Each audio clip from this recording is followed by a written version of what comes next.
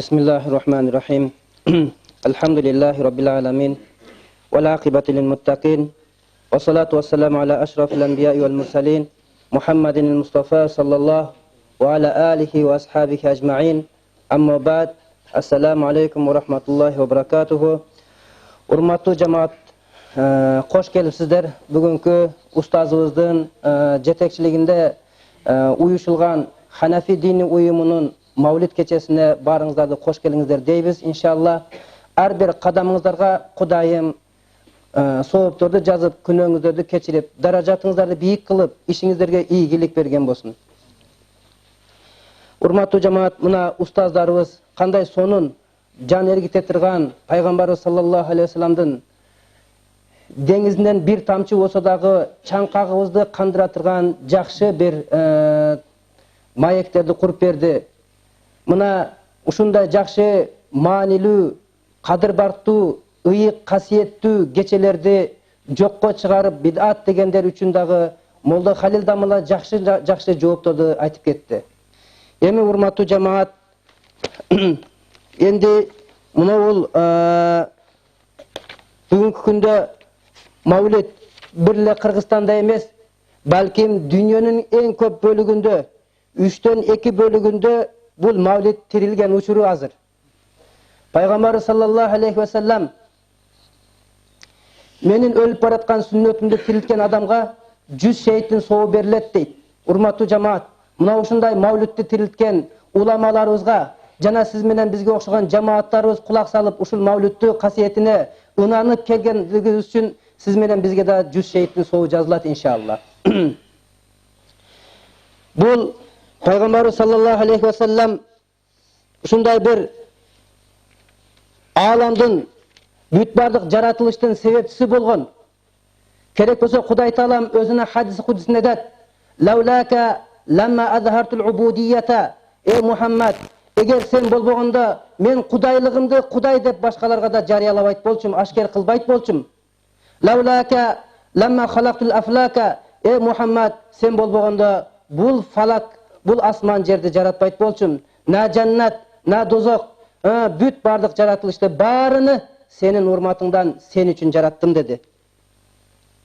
Энди көптөгөн адамдар Пайгамбар саллаллаху алейхи ва саллам даражасын көрө албагандар, Пайгамбар саллаллаху алейхи ва салламдын кадыр баркын көрө албаган адамдар аябай эле Пайгамбар саллаллаху алейхи ва салламга абдан таш атуу менен, ар кандай сөздөр менен алек болуп жатышат.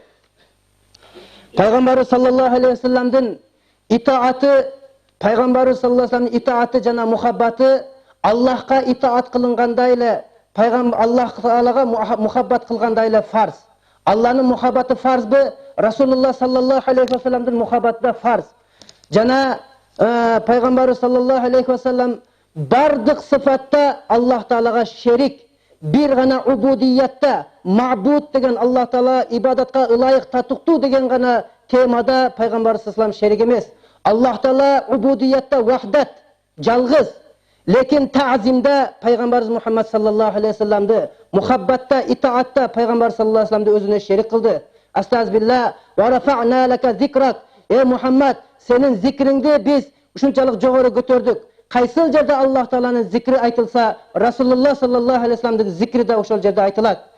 Азанды кара, азанда да Аллах Таала эскерилер менен, аркасынан Расулуллах саллаллаху алейхи ва саллам эскерилет. Намазды кара, башы Аллахка арналган менен, аягы салават менен пайгамбарга арналат. Урматтуу жамаат, кайсыл жерде болбосун Расулуллах саллаллаху алейхи ва саллам кошо зикир кылыныш керек экен. Мына ошондуктан урматтуу жамаат, көптөгөн Пайгамбар саллаллаху мухаббаты өтө бир фарыз жана өтө бир зарыл болгондуктан Кур'ан-ы Каримде ушундай бир аят келди, астагфирулла. "Ван набию аула бил муъминина мин анфусихим", садакаллахул азим. Бул аят Пайгамбар саллаллаху алейхи ва салламга түшкөн себеби дагы адамдар динге киргени менен Пайгамбарыбызга ээрчүүсү бир аз оорлошкон учуру болчу. Мухаббат келмейинче итаат толук болбогондуктан Аллах субхана ва таала ушул аятты бардыгына түшүрдү. Ушул аят түшкөндөн кийин Умар разияллаху анхунун колунан жетеледи дагы, Умар, мени жакшы көрөсүңбү деди. Умар айтты, Аллах разы болсун, ооба, сизди жакшы көрөмүн. Атамдан да жакшы көрөмүн. Энемден да артык жакшы көрөмүн. Бардык жаратылыштан артык жакшы көрөмүн деди. Ошондо пайгамбар саллаллаху алейхи экинчи суроону узатты. Умар, өзүңдөнчү деди. Пайгамбар саллаллаху алейхи вассалам сураган суроого Умар кыжалат болуп, билбеймин деди. Пайгамбар саллаллаху алейхи вассалам айтты, Умар, азыр Аллах тааланын аяты келди. Ан-набию аула бил муъминина мин анфусихим. Пайгамбар момундардын жан дүйнөсүнөн да, жанынан да артык деген аят түштү. Дегенде ал-ана я Расулаллах, ал-ана. Мына азыр, Аллахнын элчиси, менин сүйүм сизге өзүмдөн дагы артык болду. Мен сизди өзүмдөн да артык жакшы көрөм дегенде, Умар, мына энди сенин ыйманың камыл болду деди. Урматтуу жамаат, Пайгамбар саллаллаху алейхи вассаламдын мухаббаты өтө фарз. Пайгамбар саллаллаху алейхи вассалам мухаббатынан Пайгамбар саллаллаху алейхи вассаламга шүкүр келтирүү керек болот. Аллах субханаху ва таалага биз итаат кылып, буйруктарын аткарып, шүкүр кылган болсок, биз Пайгамбар саллаллаху алейхи вассаламдын мухаббатынын негизинде анын сүннөттөрүн тирилдирүү менен алып келген шарият мутаххарасыны Пайгамбар саллаллаху алейхи вассалам өзү көрсөткөн деңгээлде кармануу менен жана салават шарифтерди көп айтуу менен шүкүр изхар этебиз. Бул мавлут Аллах тааланын зикри болгон менен биргеликте ушул айда Пайгамбар саллаллаху алейхи вассалам төрөгөндүктү себеп кылып, шылтоо кылып аалымдар Пайгамбар саллаллаху алейхи вассалам жөнүндө коом таанып калсын деп аалымдар, карекелер жыйналып, Пайгамбарыбыздын фазлыдан, сиярларынан, өмүр баяндарынан бир аз болсо дагы, учкун болсо дагы айтып, алардын мухаббаттарын тутандырды. Адамдар күндөн күнгө ушул мавлиттин себебинен башка учурларда караганда көбүрөөк адамдар исламга жана мусулманчылыкка, мусулмандар болсо таквалыкка кызыга башташты. Мына мавлиттин көптөгөн пайдалары бар, урматтуу жамаат. Мавлитта керек болсо Ибрахим алейхиссаламдын жанагы хидаятына караганда мавлиттаги хидаятты аалымдар жогору көтөрөт. Ибрахим алейхиссалам айды ээрчиди, күндү ээрчиди Кудайым экен деп, жылдыздарды ээрчиди Кудайым экен деп адашып жүрдү. Бирок Пайгамбар саллаллаху алейхи вассалам ушул мавлид Рабиул аввалда келген кезде бүткүл бардык ааламга рахмат таратылды. Пайгамбар саллаллаху алейхи вассалам себептүү көптөгөн адамдар хидаятка келди. Мына мавлидтин фазилеттери жөнүндө көптөгөн жакшы хадистер бар. Пайгамбар саллаллаху алейхи вассалам башаты кылып, мынакей ман фариха бина фарихна бихим. Биз ким бизди кубандырса, биз аны кубандырабыз. Фариха лазым фейл болгондуктан бе таадия болуп, мутаадди болуп калат. Демек, ким Пайгамбарыбыз саллаллаху алейхи вассаламды салаваттар менен жана анын сүннаты мутаххараларыны камыл кармоо менен, сүннаты санияларга ээрчүү менен Пайгамбар саллаллаху алейхи вассаламды мухаббат кылып, таазим этип, урматтаган болсо, кубандырган болсо, эртең кыямат күнүндө биз кыжалат болуп турган учурда Расулуллах саллаллаху алейхи вассалам хауз-ы кавсардын астында бизди курсан кылат. Шафааты менен бизди Аллах Таала Пайгамбар саллаллаху алейхи вассалам курсан кылат иншалла. Абу Бакр разияллаху анху айтат: "Ман анфаqa дирхаман ала қираати мавлиди наби саллаллаху алейхи вассалам кана рафиqi фил джаннати." Кимде ким мавлид окутамын деп кичине бир чыгым кылса, бир аз тыйын коротсо, короткан ар бир дирхамына, ошол короткан дирхамы үчүн Пайгамбар Абу Бакр разияллаху анху айтат: "Мен андай кишини бейиште өзүмө дос тутамын" дейт. Ал бейиштеги менин досум болуп саналат. Hazreti Umar razıyallahu anh aytat: "Men azlama mavliden Nabi sallallahu aleyhi ve sellem fakat ahyal İslam." Kimde kim mavlidni ulug'tab ta'zim etken bolsa, anda al haqiqatdan İslam'dı jandandırıptır, İslam'dı tirildiriptir deyt. Qarаңыздар урматтуу жамаат. Hazreti Umar биздин заманыбызды көрүп тургандай ушул сөздү айтканын кара. Канча деген адамдар мавлидти тебелеп жокко чыгарып жаткан болсо, жоюп аткан болсо, мына ошолорго каршы Hazreti Umar'дын кылычы. قال عثمان رضي الله عنه: "من أنفق درهما على قراءة مولد النبي صلى الله عليه وسلم فكأنما شهد غزوة بدر وحنين." Kimde kim mavlid ayında mavlid okutkan bolsa peygamberibizga, Ал кудум исламдагы эң бир мусулмандардын башына түшкөн оор күндөр бар, Бадыр жана Хунайн. Мына ушул күндөрдүн сообу берилет. Сахабаларга берилген сооптой сооп берилет. Ва кала Али разияллаху анху: "Ман аззама маулидан наби саллаллаху алейхи вассалам." Кимде ким пайгамбар саллаллаху алейхи вассалам маулидini таазим эткен болсо, "Ва кана сабабан лиқираатихи ла яхруджу минад дунья илля бил иман." Ал ушул маулидтин окулушуна дагы себепчи боло турган болсо, ыйман менен бул дүйнөдөн сөзсүз чыгат. Ва ядхулул жанната би гайри хисаб. Жана бул бейишке эсепсиз кирүү насип этет. Кала Сиррис-Сикти рахимахуллах: "Ман касада мавдиан юқра фихи маулидун наби саллаллаху алейхи вассалам."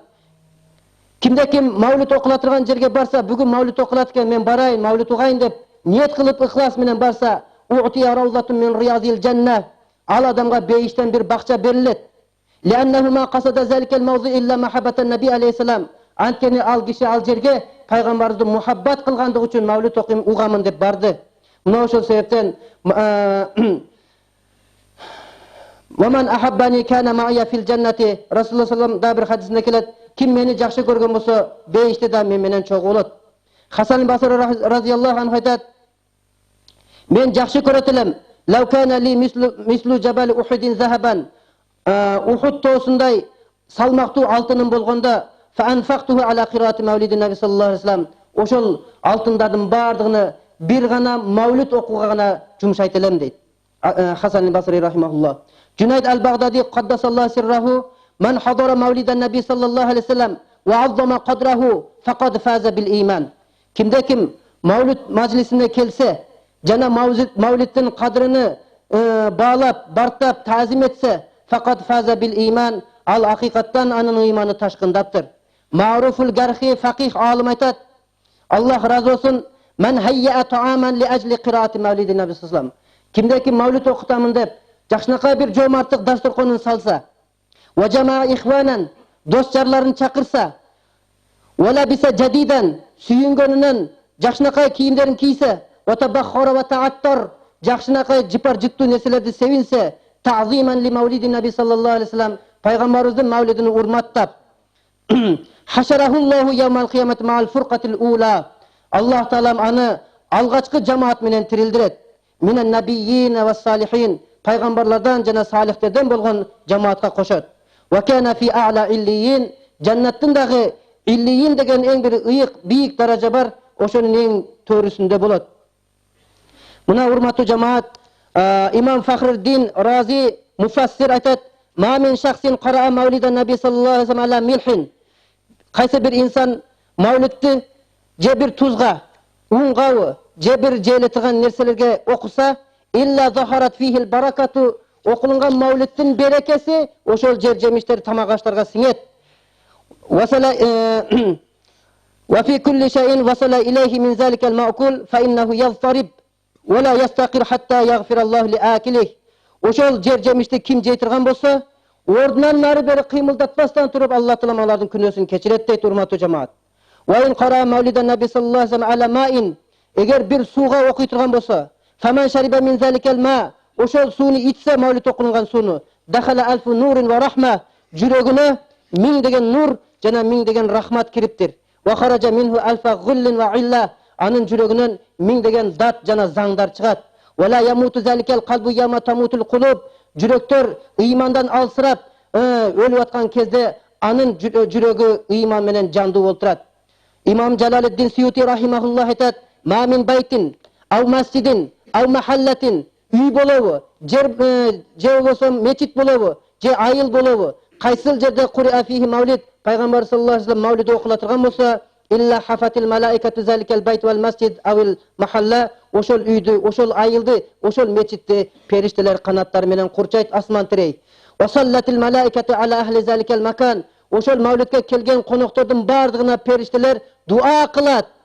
Ва хамахумуллаху таала бир рахмати ва ризван, Аллах таалам өзү ошол мажлистеги отурган адамдарды ыраазылыгы менен, ырайымы менен ороп алат. Ва аммал мутаввакуна бин нур, алема аларга нур тапшырылган периштелер, тактап айтканда Жабраил алейхиссалам, Исрафил алейхиссалам, Азраил алейхиссалам жана Микаил алейхиссалам فإنهم يصلون على من كان سببا لقراءة مولد النبي صلى الله عليه وسلم. Ушул мавлидти уюштуруп, мавлидтин окулушуна себепчи болгон адамдарга ошол 4 ыйык периште өздөрү дуа кылат. وما من مسلم قرأ في بيته مولد النبي صلى الله عليه وسلم. Кайсыл мусулман үйүнө мавлид окуса, إلا رفع الله سبحانه وتعالى قحط والوباء والحرق والغرق والآفات والبليات والبغض والحسد وعين السوء واللصوص. Мавлид окулган үйдө сөзсүз Кудай Таалам ар кандай апат болобу, каат ачарчылык болобу, жугуштуу оору болобу, өрт балеси болобу, суу балеси болобу, душмандык болобу, көрө албастык болобу, жаман көз болобу, каракчылар болобу, ошол үйдү Кудай Таалам сактайт. فإذا مات حون الله عليه جواب منكر ونكير. Мавлидти үйүнө дайым окутуп жүргөн инсан кокусунан жан берип өлө турган болсо, көргө киргенде эң бир коркунучтуу периштелер сурак алган кезде ошол жерде жеңил кылып коет жообуну. ويكون في مقعد صدق عند ملك مقتدر. Кудуреттүү падыша Аллах Тааланын алдында садыктар отурган жерде, ошондой жерден жай алат. فمن أراد تعظيم مولد النبي صلى الله عليه وسلم يكفيه هذا القدر. Кимде ким мавлидти ушундай бир сыйласам керек экен, сыйласам болот эле деп ушундай бир бартагысы келсе, мына ушундай фазилеттер жетиштүү деп аалымдарыбыз китептерин аяктады. Урматтуу жамаат, азыр буйруса мына бир шейх кошунасын айтат экен, ар дайым, эй кошуну, кичине тооба кылып, намаз окуп, бир аз түз жүрсөңчү десе, жанагы киши угуп коет экен дагы, бирок жанагы кошунасынын айткан насаатын аткара албайт экен. Күндөрдүн биринде жана кошунасы өлүп калган кезде түш көрөт. Кошунасыны түш көрүп, түшүндө жанагы кошунасы бейиште жыргалчылыктын доорун сүрүп атканын көрөт. Таң калат, эй кошунам, түрдүү күнөөлөрдү кылдың. А мен болсо тооба кыл десем, тообага келбедиң. Бирок бейиште жүргөнүңө таң калдым десе, кошунасы айтат, ооба, мен бара жатып, бир дамыла, бир жерде ушундай бир жакшынакай хадис айтып аткан экен, бир угуп коеюнчу деп ушундай уктум. Ошол жерде ушундай хадисти айтты. Кимде ким пайгамбар саллаллаху алейхи ва саллям хадисине, кимде ким мага салаватты үнүн чыгарып, доошуну бийик кылып айткан болсо, ал адам бейишке кирет деди. Мен үчүн ушул нерсе ушундай бир катуу тийди дагы, ошол жерден пайгамбар саллаллаху алейхи ва салламга мухаббат менен бакырып салават айттым. Мына ушул хадистин негизинде мен аябай ишенип салават айттым эле, Кудай Таала мага ушундай сый көрсөттү, бейишти көрсөттү деди. Урматтуу жамаат, анда эмесе бардыгыбыз мына бул мавлид айда пайгамбар саллаллаху алейхи ва саллам таңгамал, караңгылыкты сүрүп жаткан жаңы таң учурда төрөлдү. Демек, пайгамбар саллаллаху алейхи ва саллам жахилияттын бардыгын жоюш үчүн келгендигин түшүнөлү. Рабиул Аввалдын 12-синде келди, жерге урук таштаса боло турган учуру, өнө турган учуру, өсө турган учуру. Пайгамбар саллаллаху алейхи ва салламдын келиши бул үммөттү өнүктүрүү эле, өстүрүү эле. Мына ошондуктан иншалла бардыгыбыз пайгамбар саллаллаху алейхи ва салламга урматыбызды терең кылып, мухаббатыбызды терең кылып, ар дайым салаватта болойлук. Салават саламдарды айтайлык иншалла. Анда эмесе азыр урматтуу жамаат, баарыбыз ушул жерде талабелерибиз кичине бир салават айтмакчы, бир 5 мүнөт болсо дагы